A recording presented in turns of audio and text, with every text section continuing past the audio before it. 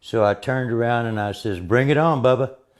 And I was in my defensive stance with my hand on my baton. The intense exchange got so heated, police were called.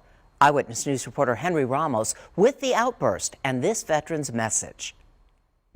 I refused to not wear the hat everywhere. Kermit Moss is not backing down. My father died in the Korean War, and my mother served in World War II in the Women's Army Corps. So I will not take this hat off for anybody. Because of his MAGA hat, the Vietnam vet says a via bus trip to Walmart took an unexpected turn Thursday morning. He started out right away calling Trump a racist and this and that. He says two men harassed him because of his pro-Trump hat.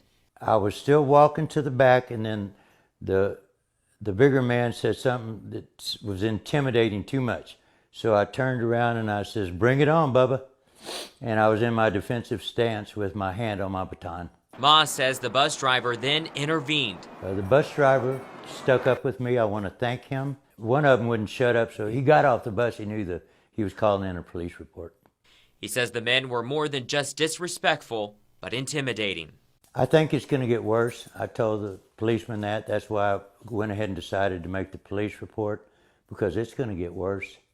And I'm very sad that the country is divided. So this Vietnam veteran wearing a MAGA hat was accosted on the bus by, really, there's no other word for it, bullies, right? These progressive, tolerant leftists always find a way to be the bullies in this situation. They came up to him on the bus. He was wearing his MAGA hat, just minding his own business.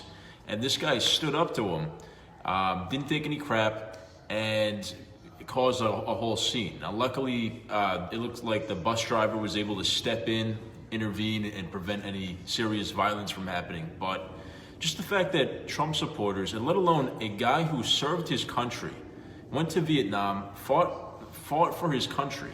I mean, these guys should, whoever it is, whether they have opposite politics or not, should be thanking him for what he did and his sacrifice that he made. And the idea that he's not allowed to support the candidate that he wants to support and wear a baseball cap that says the slogan of that candidate is absolutely absurd.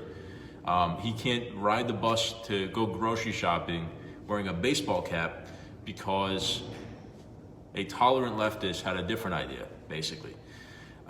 It's absolutely infuriating, and I don't know, maybe I'm missing all the stories about Trump supporters and conservatives attacking people with Joe Biden and Hillary Clinton bumper stickers or shirts or hats or whatever. It doesn't seem to go both ways as much. I'm sure it does happen, but you can see all kinds of stories. Kids getting kicked out of school for wearing a MAGA or a Trump shirt or whatever, expressing conservative views, because again, these tolerant liberals just can't handle somebody else's opinion.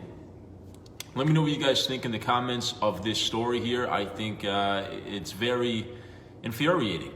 And as always, thanks for watching.